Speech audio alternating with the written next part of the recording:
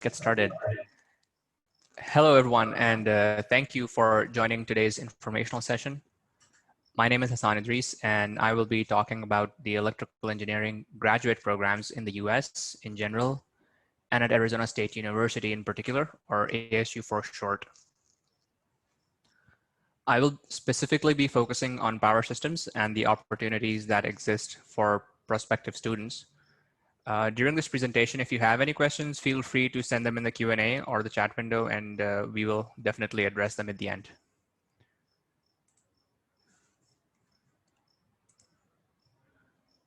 So here's an outline of what I intend to walk through. I'll give a bit of background about myself. We will look at where Arizona is and why ASU is a good choice for grad school. I'll go over the Fulton Schools of Engineering at ASU and the School of Electrical, Computer, and Energy Engineering in particular. There are a number of focus areas within electrical engineering, which we will look at. And finally, we'll explore the many electrical engineering research centers and facilities at ASU and beyond.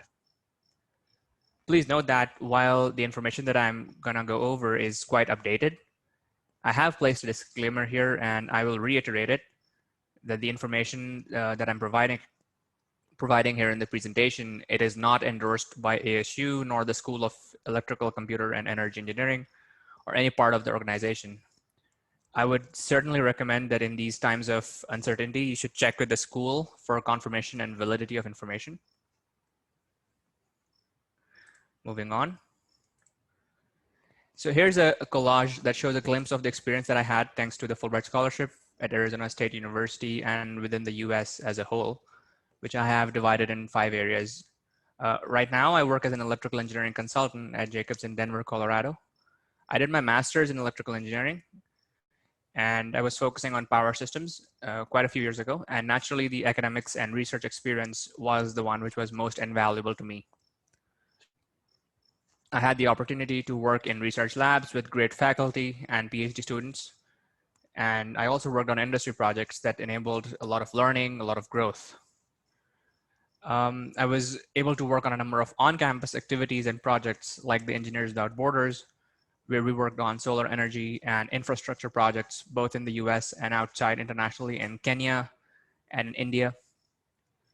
Apart from that, presenting my work at conferences brought me great exposure, and it got me to build networks in my areas of interest. I was able to travel a lot as well, and I made the most of my time. And finally, the Fulbright enrichment experience was incredible, both in the US and back in Pakistan as well.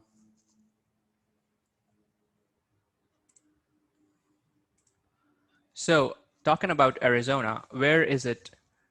Normally people in Pakistan have a good idea about where cities like New York or Los Angeles are, but Phoenix does not feature well in the most well-known cities. So Arizona, which is the state, it is located in southwestern United States. And as the capital of the state of Arizona, Phoenix is the 5th largest city in the US in terms of population. And it has more than 1.6 million people, I think. Traveling to Phoenix is convenient. It has direct flights from New York, Los Angeles, Chicago, Houston, San Francisco. In fact, LA is about a 5-hour drive or a 1-hour flight away from Phoenix. So it's pretty convenient. Grand Canyon, which is one of the 7 wonders of the world, is Arizona's claim to fame, and it is a great place to be.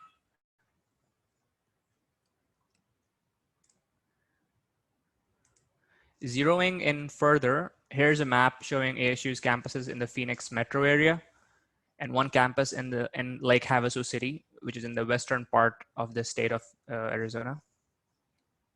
Since we will be talking about electrical engineering graduate programs, we'll just focus on the Tempe campus, which is the heart of ASU and which is where the main campus is. And that is where you'll find almost all the electrical engineering research facilities. Now, even though ASU may not be as well known in Pakistan as for example, compared with University of Southern California or Georgia Tech, it certainly has a lot of international students. In fact, it is ranked number 6th in terms of hosting the most international students in the US, ahead of Georgia Tech. You'll see a lot of students from around the world here, and specifically in the electrical engineering graduate classes, you'll find yourself competing with a lot of Chinese and Indian students in particular, which is always a good idea. Talking about why ASU is a good choice in general, you'll find that there is a lot that is offered by the university, both in the classroom and outside. So the Fulton difference, which is spoken so vehemently about, Fulton is the name of the engineering school. All the engineering schools are combined, called the Fulton Schools of Engineering. And the Fulton difference, as it is called, will provide you with plenty of opportunity for you to build your research experience. The MORE program in particular, which stands for Master's Opportunity for Research in Engineering, it's a great program. The Fulton schools have their own specific career centers, and they can find you the right place, whether you're looking for an internship for an OPT or a job for CPT. And then there are plenty of career fairs all year round. And if you're perseverant, you're bound to find relevant internships as well. There's a lot of entrepreneurial thinking that you will find here, and you will be pushed to participate in competitions and research paper contests and patents. It's thrilling, yes. And outside the classroom, there are also a lot of opportunities like the EPICS program, which is the Engineering Projects and Community Service, where you're given a chance to work and solve a problem in any developing community, whether it is in the US or outside. And then there is the Devil's Invent contest, which they have financial grants for, and they can help you build your profile. More specifically for me, there were a few reasons why I enjoyed being at ASU, and I'm going to share them with you. So the first of that is that ASU has, in general, a very thriving up and coming reputation. It has been touted as the #1 most innovative school for the past few years. And although some people do doubt about its party school label, however, I personally believe that it is a great school for graduate and postgraduate programs in particular. And that is based on the patents filed and granted, the number of innovations, a lot of support for startups, making social impact, having access to a lot of research grants, and so on. And secondly, then there's a great industrial research collaboration with different organizations in Arizona. Since it is one of the largest universities of the state, ASU gets a lot of funding and grants, and this helps the faculty and students use that funding for research and teaching. I also found out that there are a lot of research opportunities with multiple inter-university organizations and other research institutes, like the PCERC, Freedom, NREL, and the DOE opportunities. I'll talk more about these later. Then there's another reason that ASU has an experienced, educated, and very well-rounded faculty in electrical engineering, specifically in power systems. And they're well acquainted with international students. They know what kind of problems students run into, and they can help. The instructors teach well. Their lectures are of high quality. The faculty connects really well with the students, and they don't really stay aloof from them. You're encouraged to go into problem-solving sessions, and that's what makes it a great idea. There are a lot of international students at ASU, both F1 and J1, and therefore there's a lot of diversity, and the atmosphere is very inclusive regardless of where one is from. So you'll find yourself not secluded, and it's always a good idea to be in a very diverse environment. It improves your thinking, it improves your approach and problem-solving skills. Apart from that, there is a good base of Pakistani students here for students, if they want to connect with fellow Pakistanis, or if you're getting homesick. So that's always a good idea. Not sure how many people know about it, but the recent USP case partnership between ASU, NUST, and UAT Peshawar, it has been very well received here. The US-Pakistan Center for Advanced Studies in Energy, that's its full name. It allowed many Pakistani students to visit here, learn how instruction and research is done. The ASU faculty and administration are well aware of how students from Pakistan are like, and like to help them out. The weather is warm all year round here. There is not a lot of adjustability needed for people from Pakistan. Actually, it is pretty hot and dry from May to August, so you have to be careful then. But apart from that, there is no shoveling or very extreme cold temperatures that you have to worry about. Then there is the living aspect in Arizona. It's very affordable. The rent, food, etc. It's way cheaper than in New York or California. And you'll actually find yourself that you're feeling relatively richer here as compared to the East Coast or the West Coast people. The economy is booming here. It's the Arizona economy is on the rise, apart from the COVID economic crisis. It is easier to find jobs after your studies here, and there are many Pakistani professionals networking. You'll find a good network in the semiconductor industry, particularly. Intel has a huge base here, and they hire quite a lot of Pakistani electrical engineering graduates. You can also have a great social life here. There are a lot of options for outdoor activities, hiking, sightseeing, physical landscapes, as well as indoor activities during the more atrocious summer months. And finally, as mentioned previously, the location, Phoenix is close to the West Coast. It's a 5-hour drive from LA. Traffic in Phoenix metro area is not as terrible as it is in Los Angeles, but it is slowly getting there. Getting around with the state of Arizona is pretty easy. It's much easier to own and drive a vehicle than it is in Los Angeles. And you'll find yourself going out with friends because it's very beautiful up in the mountains. So for people who like to build a home away from home, you will find that the Pakistani Students Association, or PSA for short, they'll help you with a lot of things. You'll find a good Desi community. You can find help when you're looking for housing, apartments, searching. And these folks can build a social life for you. And when you find yourself, if you're craving for some biryani or something like that, PSA they have good events, it has great food. So that's going to be a great idea. So moving on to the Fulton Schools of Engineering, this slide shows the 6 schools within ASU, the 6 schools of engineering. And we will focus on the one highlighted here in the middle. This is the School of Electrical, Computer, and Energy Engineering. And they offer bachelor's, master's, MSE, MS, and PhD programs, degrees in electrical engineering. And then there are the transdisciplinary partners at ASU and multidisciplinary graduate programs. You'll find that theme pretty cohesive at ASU. There is a lot of focus on doing interdisciplinary research, and you will find yourself, even though if you, for example, in your electrical engineering, you'll find yourself working, which is not strictly electrical. It might be working with someone from another department or another school. So a little bit about, as look at who's who at the helm of affairs within the ECEE school. There's Professor Phillips, who's the director and of the ECEE school, of the entire school. Then there is Professor Ali, who is the associate director. Professor Pillay is the graduate program chair of electrical engineering, and he is the person you will meet a few times during your studies and work. He's going to be very interested in what you're researching and studying and why.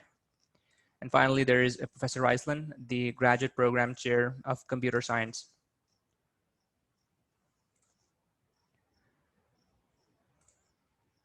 So let's talk about what makes the Fulton Schools of Engineering so innovative. So first off, the schools have combined more than $100 million in research awards and expenditures. And this allows for research knowing no bounds. Some of the ideas I was able to get hold of, I've put up here on the slide, and they've been translated tangibly. So for example, there were some powerful mechanical trees which can remove carbon dioxide from air to combat global warming at scale. So they've developed that, and it's being worked with industry to how to implement that. There was a researcher at ASU who explored the next step in wearable robotics. So, wearable robotics, whether it's on our wrists as watches or in our phones or on our knees, if you're running or doing some athletics. So they're everywhere. They help people with their exercise routines. They help people who have some disability. It's all the rage right now, and there's a lot of work going on there. And then there is a huge drone studio at the school, and it is supposedly the largest of its kind among the universities. It allows for an instrumented space that provides a safe, controlled environment to test drone control, dynamic robot swarms, and human swarm interactions. So you'll actually see technology at play here, and it's excellent when everyone around you is so involved and so excited about working within, whether it is robotics or power systems or whichever field.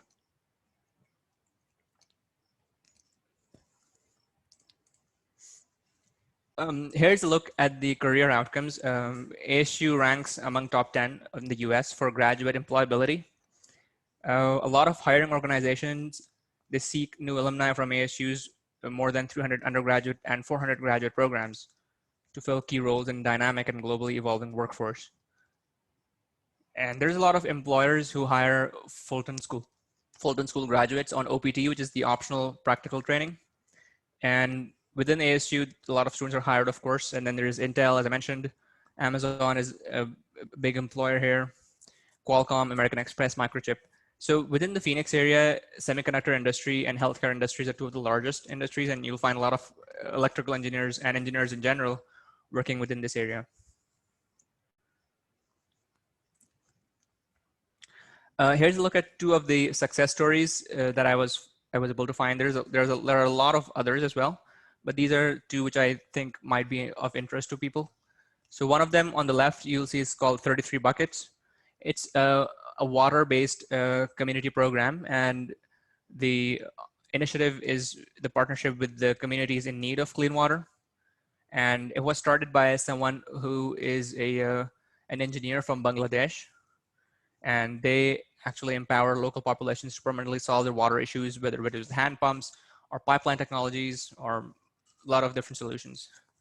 The one on the right is called ENCOAT, and this was partly started by an engineer from India who came here to ASU and study. And they have developed industrial coatings, which are impregnated with phase change materials that insulate buildings. So, and this initiative has been listed under Forbes 30 under 30. And it definitely was I like these ideas because they were from people who were from outside the US, they're from Bangladesh and India. So we can relate to them, and that's something which hopefully you might one day do as well. Here's a look at the pillars of support for summer 2021. That's for next year. And the idea to show this is to basically tell you about what is the Fulton difference, which enhances graduate student experience and success. So there are different pillars which are kind of like steps for graduate students, and you can get yourself involved in that. The first of them is the Six Sigma Green Belt Certification Summer Course. The second pillar is Professional Development Summer Course, and that they have a lot of workshops and trainings. And the third one is the Professional Summer EPICS program. So EPICS is, as I mentioned, engineering projects and community service. And then they have a number of projects in the local communities or outside as well, where you can apply your engineering skills, develop something, design something, and bring it to fruition. So here is a brief overview of what exactly is required when you're building a competitive application. So of course, the four most important things are your online application, which includes your statement of purpose, your resume or CV, whichever one the school is asking for, your transcripts, which should hopefully have very good grades, your test scores, GRE for graduate school, and then there is a TOEFL or IELTS depending on which one you've taken, and the language test, that's the one. You'll also need a good letters of recommendation from your professors or your employers where you've worked, and that can help strengthen your application. So for international applicants, like people from Pakistan, if they're applying, if they're going for an MSEE, which is the Master of Science in Electrical Engineering, you would need a minimum of 3.5 GPA in your last 2 years of undergraduate. So that means if it's an 8 semester program, from semesters 6th through 8th of your undergraduate, you need to have a minimum of 3.5 GPA, a minimum of 156 score in your GRE quantitative, and 90 plus score in TOEFL, 6.5 plus in IELTS. So these are very achievable scores. And if you are a good math engineering student during your undergrad, you should not have had much difficulty there. For a PhD candidate, if you want to apply for a PhD, you would need to have a minimum of 3.5 GPA in your Master of Science in Electrical Engineering, wherever you did from, whether it's from Pakistan or outside. You can also be directly admitted to PhD after undergrad, and that is, a great idea for those who know that they want to do research within electrical engineering, for example. And for example, if you finish your undergraduate, say in 2020, this year, and you want to apply next year, so maybe you're working this year, make sure that you're completing these requirements. You need to have, of course, if you're doing directly PhD, you need to have higher GPA. You need to have a very strong profile of yours. The transcript should reflect that. It should be a reputable international institute. So that term is vague because the school determines candidate by candidate. A candidate from a, say, NUST could be different as opposed to a candidate from, say, UET. So there's a different ways they're evaluating. You need to submit your application to be considered. And also, if you want to do a direct PhD, it's always a good idea to have been involved in a research assistant or teaching assistant position during your undergraduate. It strengthens your profile. And then there's a list of other requirements. But if you're concerted and if you want to do it, you should have not much difficulty. So once you do have the admission letter in your hand, hopefully, there would be a few steps you would need to take still. The first of that is the ECE student handbook. It's also called the Blue Guide. And it has all the steps for which courses are there, updated ones, which faculty is doing research in what, and it'll be your go-to handbook for all things within the electrical and computer engineering school. There are a number of other steps for enrollment. You have to be fulfilling all of those in terms of being a graduate student in the US. Then there are the I-20 processing instructions. Some of you already might know, but for those who don't, you need to have your I-20 processed, and ASU's school, like the ECE and the university in general, they'll help you with all of that. I've listed all of these links, which you can follow them later.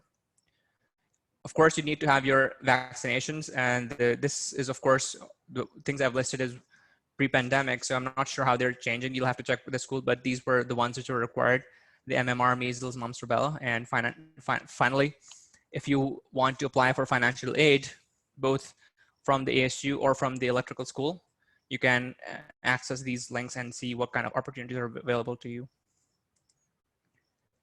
So some of the upcoming deadlines, as far as I have this information, and this is updated until July of this year, so it might have changed. It did say that the fall 2020 applications were still open, although I'm not sure if they still are, because school actually starts, I think, from Monday, this next Monday. You need to check with the school if they're still accepting applications. But for people who are actually applying for next year, I'm assuming that's what most of our audience is. So if you're applying for spring or fall 2021, these are your deadlines, and you should check them with the school as well. And I'm hoping you were able to submit your applications on time. Now, let's focus on the actual research and study areas within electrical engineering. And there are 7 focus areas within ASU, and I'll go them one by one. I'll certainly take more time when I'm on the electric power and energy systems. The other I'm going to breeze through. So there are 7 areas, as I mentioned. The first one of them is arts and media engineering. There is control systems. There's electric power and energy systems. There's electromagnetics, antennas and microwave circuits, the electronic and mixed signal circuit design, physical electronics and photonics, and finally signal processing and communications. So the way this is divided within the school, within the electrical engineering school, is that there is faculty which might teach one course in overlapping focus areas, but there is faculty which is dedicated to research and study within the specific area as well. So the first, as I mentioned, is the arts, media, and engineering focus area. And this is a pretty new area because a few years ago did not exist, but now they're doing a lot of work. And as you can see from the list of their research areas within the AME area, they're involved in a lot of overlap between, say, computer analysis, computer vision, and maybe working with the entertainment industry like dance and digital sound, and within the movies and television. So there's a lot of background engineering, electrical engineering work which goes there as well. And this school provides a lot of that opportunity for you. Next is the control systems. And this is all about whether it's projects in the research for the defense or military applications, whether it is for healthcare industry, the biomedical applications, or it is for microchips industry. There's a lot of control systems which goes around. Even in electric power engineering, there's a lot of overlap with the control systems, because you need to develop very robust control systems, whether it is for a power plant, whether it is for a renewable energy solution. So all of that goes into the control systems research area. And I had the opportunity of working with two of very good faculty here. And it's always, control systems is definitely one of the stronger or the more backbone parts of electrical engineering. And you'll find a great opportunity here. Next is electric power and energy. And this is the one I'm going to be focusing more about. So you'll see that there is a lot of focus within the electric power and energy systems as well. And there's faculty who are, of course, they've been teaching and researching within a specific area for many years. So this is something which you'll find both of interest if you have an underlying interest in, say, a very specific area, or if you want to do a general research, then you can also get involved in the MORE program and then focus in later on any one of these areas. Within the electric power energy systems, there are 14 graduate courses. The areas are power system analysis, there's power generation, which is more traditional, transmission and distribution systems, power system dynamics and stability, which has to deal with the control points or the governor set points within, say, for example, at a power plant. The energy conversion, which takes care of chemical energy or mechanical energy to electrical, and how that the power electronics takes part in that. Electric machines, which can be from motors or generators to transformers. There's power electronics, which is very invaluable for renewable energy applications.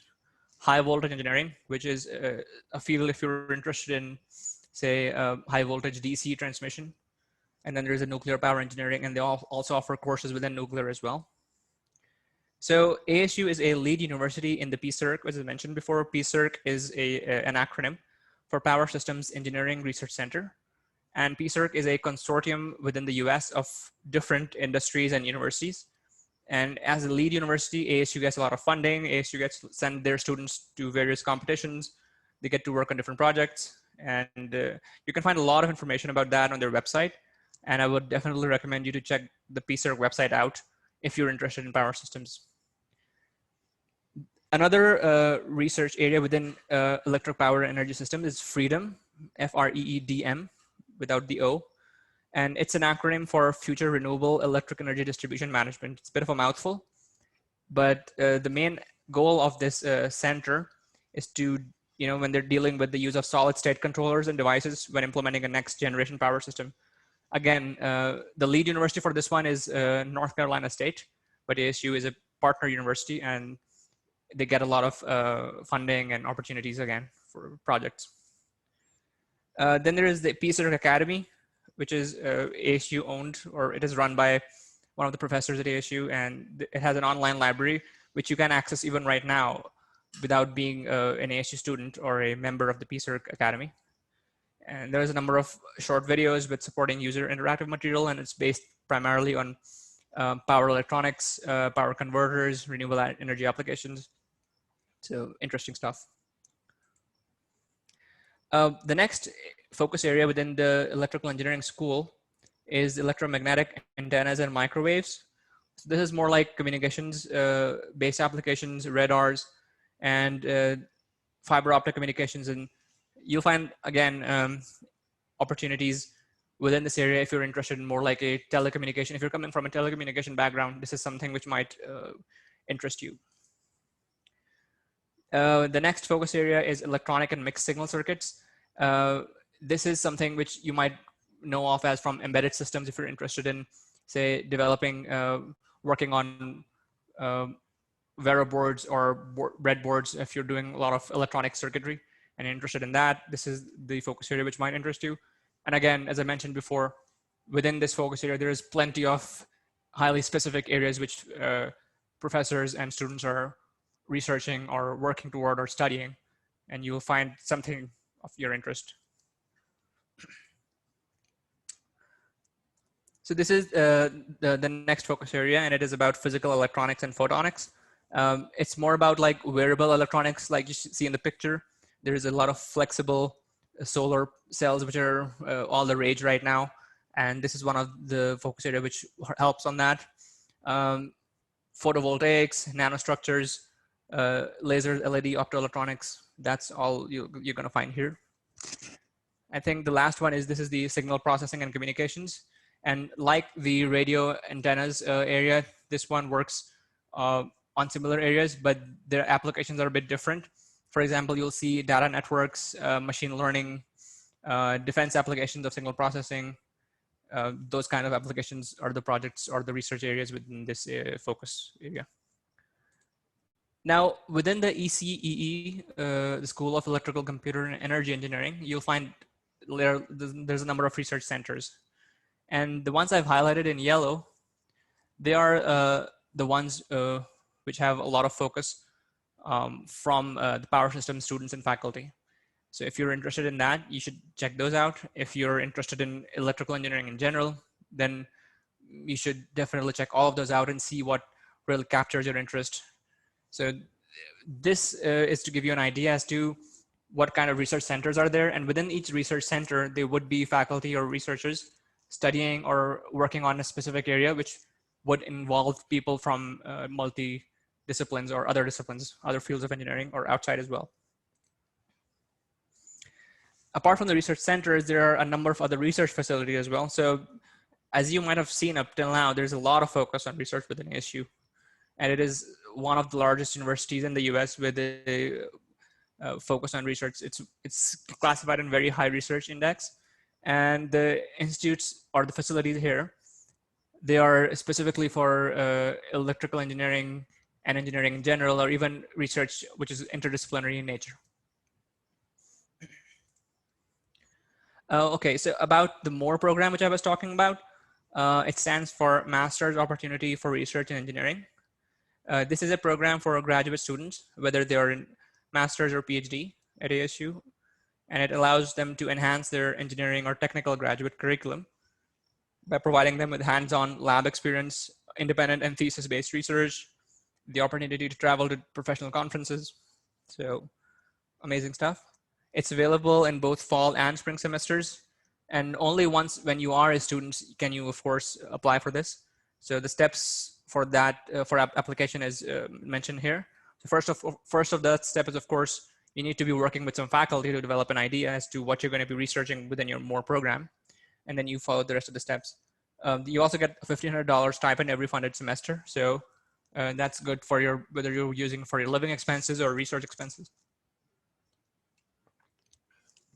For this year, if you've already started, not sure if you have because school has started, but the deadline is October 21st. It's going to be similar for next year as well if you're applying for next year.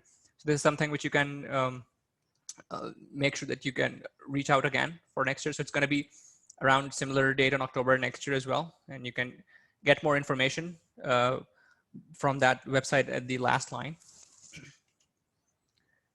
So I'm about to end the session here as far as ASU is concerned. So just giving you a bit of a glimpse as why ASU is, you know, they're doing all this promotion for their research programs, for their classes.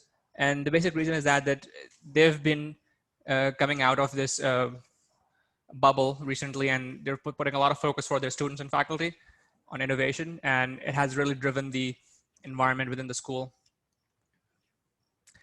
Just some facts which are boastful about the school. It's considered within one of the top 1% of world's most prestigious universities. #1 in the US for innovation, a lot of patents, a lot of research expenditures, among the best graduate schools. So if you're considering applying for a graduate school, I would definitely recommend ASU because it's an undergraduate, it's easy to get lost with ASU because they have a large undergraduate student base. But for graduate studies, it's always a good idea because they have small concerted classes and small focus groups, and that's something which you can really cash in on. Okay, now to moving more about power systems in general within the US universities. So as I mentioned, the PCERC, which is the Power Systems Engineering Research Center, the map here on the left, it gives you an idea. You can see the orange and the green pins. The orange pins are industry members and the green pins are university members. So if you're considering a university apart from ASU for power systems graduate studies, the ones mentioned here in green, they should be the ones you should definitely target because they have very strong programs within power systems. I'm not going to read them out for you, but you can, of course, visit this website, the pcirc.wisc.edu, and find all this information. But I'm going to say that the idea why I want to focus about PCIRC is that this is like a research collaboration, not just research, also industrial collaboration within different partners. And it has all those top universities in the US, which are teaching their students on graduate programs in power systems, as well as there's a lot of industrial collaboration, which allows for research opportunities within the industry. And then they're able to finance those projects and give students the internships and jobs. So that's definitely something which I would recommend you to consider. Apart from that, the PCIRC collaboration also has a lot of research competitions. They have paper contests, and that allows for greater competition and drives the students to do better research and studies as well.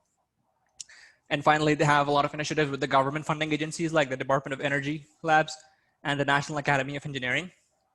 So that's good spotlight. That is good, exposure for students as well. The next research institute I'm going to mention is EPRI, or EPRI, which is the Electric Power Research Institute. And this is something which you should be looking at if you are working on any other university apart from ASU as well. So this is something which is helpful because EPRI, again, gives a lot of financial grants. They have a lot of research projects. And even though it's a nonprofit organization, they do conduct a lot of research and development within the electric power systems industry. They do have a lot of funding for events and partnerships. So if you are studying at a US university in power systems, EPRI is a good place to check out because they would be able to connect you with the like-minded people in the industry. On the right, you'll see the Grid Ed. This is an initiative by EPRI. It's called the Center for Grid Engineering Education. And there are 5 universities which are partnering for that.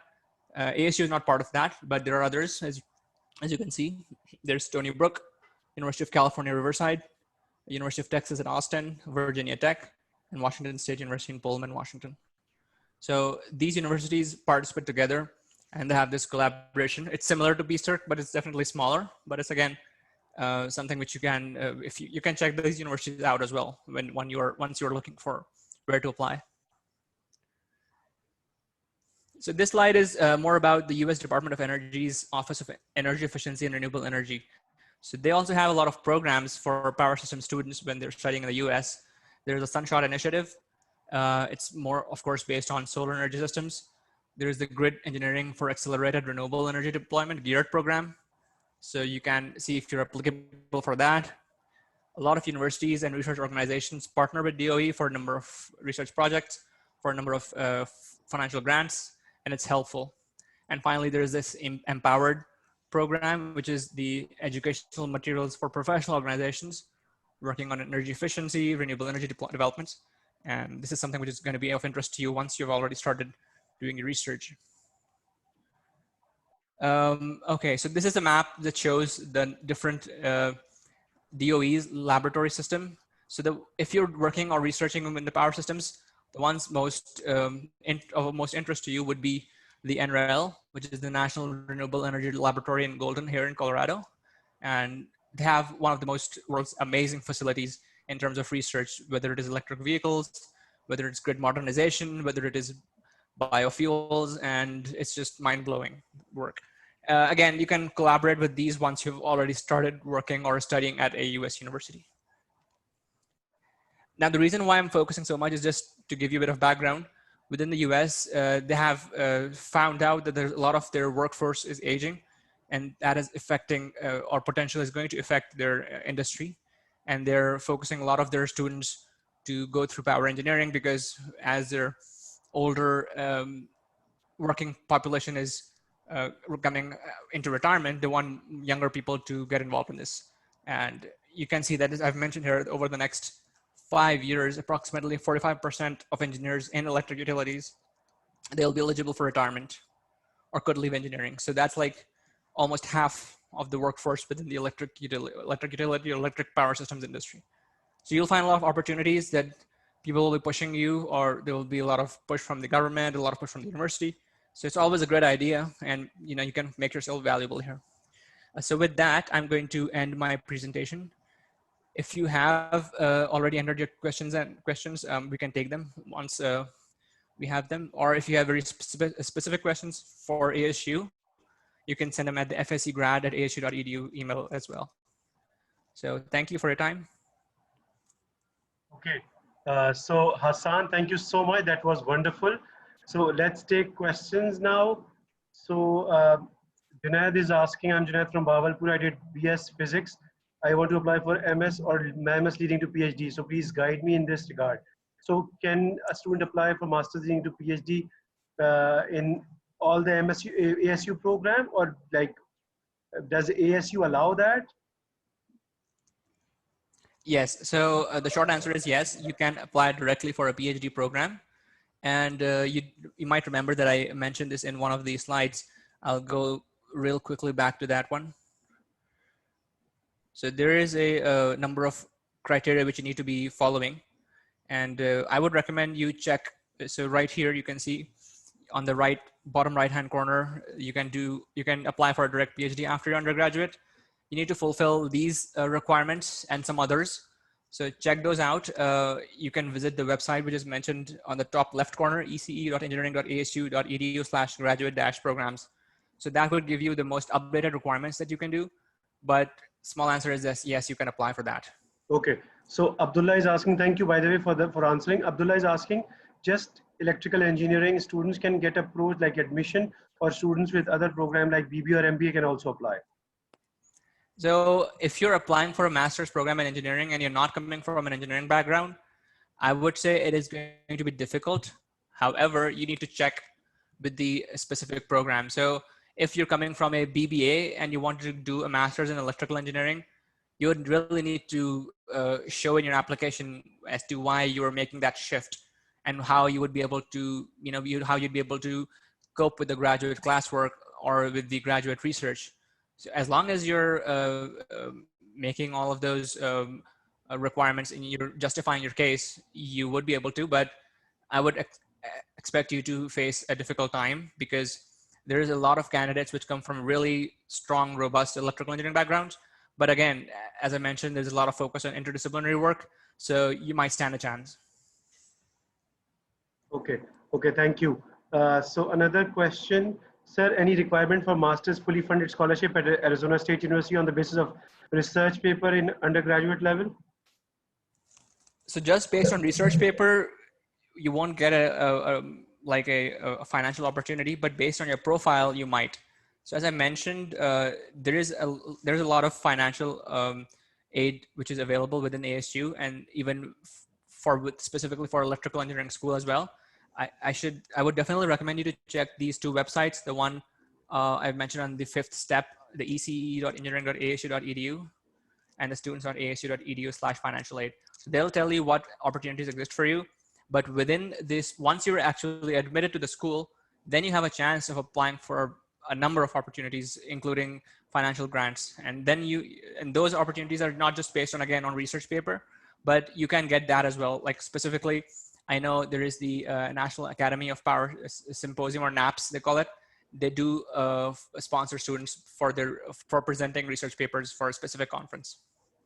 Okay, so thank you. What if I contact a professor? Would it be easy to get his or her supervision? I would recommend you first to find out what your area of focus is. Then I would recommend you to check the research group or the faculty or the professor's website. Once you understand what kind of work they're doing, then you can contact them. But again, I would recommend you to first go through it all and see how closely your goals and your past experience aligns with that professor's work. Then yes, you can send them an email sharing your CV or your research profile. Okay, are there any cybersecurity labs at ASU? Yes, a lot of cybersecurity labs.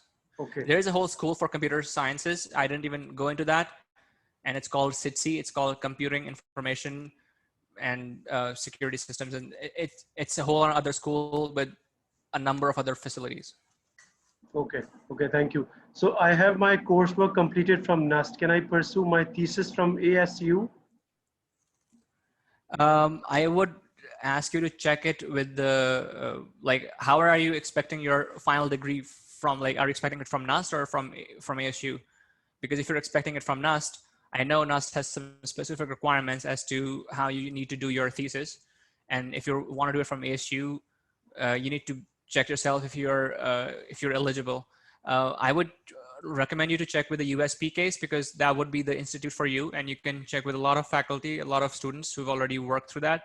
So reach out to the USP case folks, both in Islamabad, and then you can reach them out here in Arizona as well. Okay, thank you. Can I apply for direct masters at ASU with scholarship or funding from professor? I think you've already answered that question. Yes, you can apply directly for masters.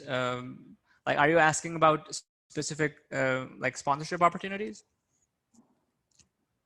I think, Dilip, this is the follow-up question from you. So you can answer that, and then we can, ask Hassaan. Dilip is asking if someone has CGPA below 3.5, but have already done research and online courses, if there is any possibility to get funding for MS. Yes, you can get funding for MS if you have a good, strong research profile. Again, every case is considered with itself. There's no competition that, okay, if some other person got with a 3.4 GPA, you might not. You might have some other factors in which weigh highly for you. So by all means, apply and make sure that your research profile reflects your strengths. Okay. Muhammad Yaya is asking, if someone apply for masters, is there any scholarship that is going to cover one's tuition and living expenses? Because the USA universities usually does not give full ride scholarship. It's not true, by the way, but That is true.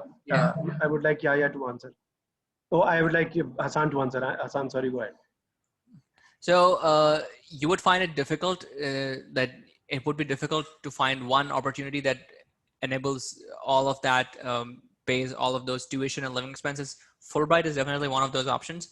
But apart from that, there is different opportunities you can apply for. Once you're admitted to the school, and then if you're doing, whether you're like a teaching assistant or research assistant, that pays for a lot of your living costs. And if you're doing some research with a professor, that pays for your tuition costs. So basically, you can get a full ride, but then you have to be really persistent, and you need to put in all of your effort in. Okay, so Zayan is asking, hi Hassaan, thank you for presenting. Can you tell me about the foreign scholarship available at MSU? I don't know what he means. Foreign scholarship, is that a specific name for that? I'm not aware about that. Yeah, maybe Fulbright is a foreign scholarship for those studying in US from Pakistan. So Fulbright is a foreign scholarship. Yes. It's actually from so, US, yeah, US government, but you can say it's a foreign scholarship for us. Yep. Okay, so another question. There are a number of scholarship opportunities. I mean, it's not just limited to Fulbright. I did not focus on them because my focus today was more on electrical engineering and specifically power systems areas. So I was working on that, but you can find a lot of opportunities. I would recommend you to check out IIE, which is the Institute of International Education. And that is the program organization for Fulbright and a number of other scholarships. Okay, thank you. After completion of studies on Fulbright, you are supposed to come back to Pakistan, right? How are you able to waive off that obligation? So I came back many years ago. 2016 was when I came back, and then I spent 2 years. And after completing all of those years, then I came back to the US. So I fulfilled all of those requirements. Okay. Okay. Hi, Hassaan. I want to know my chances for PhD in electrical renewable energy system in engineering in US. My bachelor's is electrical power engineering, CGPA 3.5 out of 4. MS electrical power engineering, CGPA 3.75 out of 4. One publication in international journal related to renewable energy. Also power related experience of 1.5 years. So if this candidate is looking for a PhD, did you say, or PhD? PhD electrical renewable energy. Right. Yeah. So certainly, it seems like you have a good record from what I'm hearing. But again, the requirements which are mentioned here, it seemed like, I'm not sure what your GRE score was or your TOEFL scores were, but you stand a good chance. Yeah, if you're asking how good are your chances, you stand a good chance as long as you put all of that in your application, in your resume, in your letters of recommendation, and your research profile. Okay. So another question, Bilal Saab is asking, thank you for your time. Should we directly apply to ASU or will be admitted into it via the Fulbright column? And does ASU offer any scholarship for that? Uh, will we have to directly apply to supervisor? Okay, I think you asked 3 questions. The first question is about Fulbright. If you're applying through Fulbright, you do not need to apply to the school. Fulbright will apply on your behalf, right? The second question is applying directly to ASU. Yes, you can do that. And that would mean you're going on an F1 visa, which is the student visa. And then you are not just limited to ASU. You can apply to a bunch of other schools as well, as many as you want. And that, again, is driven by the fact that how much you want to pay for application costs and where you want to apply. So if you're going for Fulbright, apply through Fulbright only, and they will apply on your behalf. If you're going through yourself, funding yourself, or through the school eventually, then you can apply through ASU directly. And what was the third question? Sorry. I think I've already dismissed. Okay. So you can write the third question again. Mohammed Qasim is asking, I'm going to apply for masters in renewable energy. So which college would be best for me? I think that's a tough question. So let me see if I can go back to the end of my slides. I think I mentioned there is a website you can check out, and it lists a number of schools which provide graduate programs in electrical engineering. Let's see. So yes, if you go on the website that is ee-scholarship.org, and that entire link, that has a list of American universities and institutes which offer program in renewable energy systems, in power systems. So you can go through that and select as you like. Okay. Does graduation GPA affect my application if I'm applying for PhD after MSEE? Yes. Okay.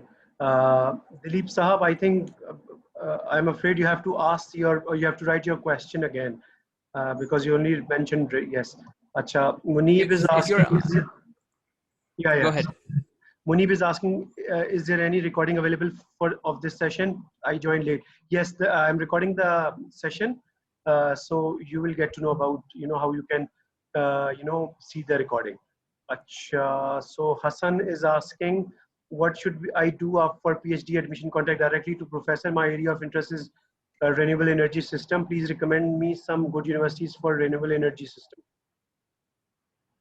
So you did go see that. I'm assuming you saw when we were going through a number of universities which offer programs in power systems in general, and renewable energy is part of that. So if you can go back to the recording which Faraz is mentioning, and then you can check out those universities which were listed in the slides. Okay. All right. So there are hybrid, I think that's a good question. Hafsa is asking, there are hybrid learning programs only at a handful of universities at the MS level in US. Example, dual degree or keeping a diverse bucket of courses. Will ASU allow me to keep a variety of courses other than just the focus of my engineering? Yes, you will be able to do that, but there are requirements you need to fulfill. Like if you're focusing on electrical engineering, you need to take a specific number of credits. But short answer is yes, you can have a diverse set of courses. Okay, so Abdullah is saying this was indeed a very informative presentation. Thank you to the speaker for taking out this precious time so early in the morning to brief us. By the way, the guy is Hassaan is based in Pakistan, not in US, so this is not morning. One thing, if you had an option of choosing a school other than ASU, which would be it? Which would it be? Can you repeat that? One thing, if you had an option of choosing a school other than ASU, which would it be? So I applied through Fulbright, and I applied for Penn State, Georgia Tech, and ASU. And ASU responded the fastest. And Fulbright wanted me to go there, and I don't have any regrets. Okay, great. Can we apply for PhD scholarship program of electrical engineering without GRE? No. Okay. GRE is required for all graduate programs. Okay. Can someone with an undergrad degree in information technology from Bedfordshire University, UK, do a master's in electrical energy? Yes, you can. You need to fulfill those requirements. It doesn't matter which university you're from. As long as you're fulfilling those requirements, you can do it. But the guy has a bachelor's degree in information technology. Do you think he will be able to get into the engineering program, electrical energy? I'm not sure about electrical, but you should check out the computer sciences program. If you're coming from an information technology background, you would not be the first person going to computer science, but you should check out the requirements for the computer science school. I was just focusing on electrical engineering today, so the reason why I did that was that I knew that there's a lot of electrical engineers in Pakistan. But if you're coming from an IT background, I would recommend you go to the SIDSE school, which is CIDSE at ASU, SIDSE school, and they will tell you if you would be able to apply or not. Okay, Hassaan, we have few more questions. Do you have time? Like it's like just 2 minutes to go for 9. So, do you have time? Right? Go ahead. Yeah, we can Okay. finish So, as many as we can. what if someone has an average CGPA in BS but excellent in MS? What should be done to improve his profile to get admission in PhD in US? Build a strong research profile, work with professors in Pakistan if you're there, write research papers, make sure you're working in an area of your interest and your skills, and your CV reflects that. Work on different initiatives. That's going to make your application stronger. Okay, Asif is asking, is below 3.5 GPA candidate eligible for master's or PhD in high voltage engineering labs in ASU? Yes, it depends on how low it is, and it also depends on what other parts of your profile indicate. GPA is one of the many factors. As I mentioned, there is GPA, there is the GRE score, there is your research profile, there is your CV, there is your statement of purpose, there is a letter of recommendation. So all of those factors are taken into account when the school is deciding on whether or not you stand a chance. Okay, so Shariar is asking, can you tell about some universities for power engineering? Guys, Hassaan has already shared the link. I've also shared 2 links, 2 search engines through which you can search Masters and PhD program in US. Hassaan, you want to add something? No, I think that's a question we've already answered. Okay. Also, can we get the presentation deck? That's Hassaan. Yes, I can email it to you, Faraz, the updated Okay. one, and then you can share it. Okay, sure, guys. You can email it to me and then I can forward it to you. Acha, what are the expenses for PhD program? Do the PhD students get any stipend? If you're working with a professor in their field and helping them out in the research, PhD students do get stipends. Okay, how can you make your profile strong for masters in electrical engineering for the good chances to get into the university? I think you've already answered this question. Yes. I have 3.5 GPA in BS. Any prospect? I think that's a very general question. Please be more specific, Bilal. Akash Saab is asking, hello sir, my research work on micro strip 5G antennas design and also in image processing. So also worked on 2 research paper respectively. Question is that how I get MSc fully funded scholarship on the basis of these 2 papers at Arizona State University. Please guide. Thank you. So it's great that you already got research publications under your belt, but as I mentioned before, research papers is part of your profile. It seems like you're already working in a research area of your interest, so that's good. As long as you're pursuing that, and as long as you have other factors also which are weighing in your favor, you can get admission and you can also get scholarship. So a lot of scholarship works like that, that once you have admission, then you can be eligible for those scholarship. So first step would be to get an admission. Then second step is to apply for the numerous opportunities for financial assistance, which you can be eligible for. Okay, thank you. So is GRE, IELTS, TOEFL, etc. necessary for masters? Yes, for whichever graduate program you're applying for, it is necessary. Yes. One GRE and the other is TOEFL or IELTS, not both. Okay. Would you help us in cross-checking my personal statement, guys? This is what we do as an Education USA advisor. So Mohammad Qasim, please reach out to your advisor.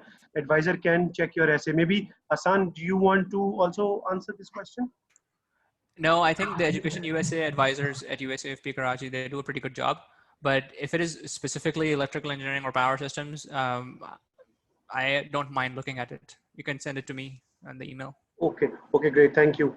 So Mudassir is asking, I have 2.8 GPA out of 4. Is there any opportunity to get fully funded foreign scholarship? What thing will help me to get scholarship in renewable energy MS?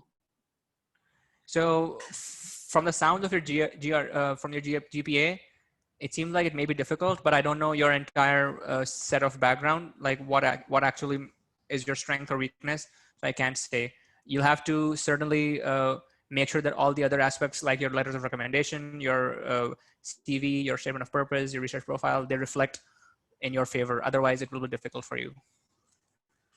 Okay, I have, is scholarship is HSC funded or USEFP at ASU? How many slots for Pakistani students? I think this is not the relevant question. Which major field will be emerging field in electrical engineering? I think I was focusing on like 100 of those specific areas. So emerging is a very vague word, and it depends on what you're interested in. There's a lot of emerging areas, and we did go through that. I mean, I did list them. We don't have the time to talk about each and every one of them, but depending on what part of what specific area of electrical engineering you're working in, there are emerging areas, and then there are areas which are strong or have had a long background. Okay, Hassan, this is a very good question. I don't know if it's a question, it's an observation. Hassan, your English accent is very American. Did you develop this during your master's or have lived in America earlier during your school years? No, I haven't. It was naturalized when I was living in the US. Okay. Acha, is research proposal essential also? Sorry, what is? Research proposal? Research proposal is not essential. You will be asked to provide a research profile when you're applying for a PhD specifically. So research proposals are written for a specific research grant. So that's what you're going to be doing once you're actually a student and you're working with a professor. So you would not generally be asked to submit a research proposal before admission. Okay, I have 3.8 GPA from UET Peshawar in electrical engineering, electrical power engineering, and most probably will get a gold medal without, would that help me? Yes, that would take care of your academic strength. But again, other factors also need to be in your favor. Okay, thank you. I think two last questions. Hafsa is asking, will the national or international standing of my undergrad university matters when I apply for the master's? It will matter more if you're directly applying for a PhD after your bachelor's, but it will not matter so much if you're applying for a master's degree after your bachelor's. Okay, so does study gap affects the application badly?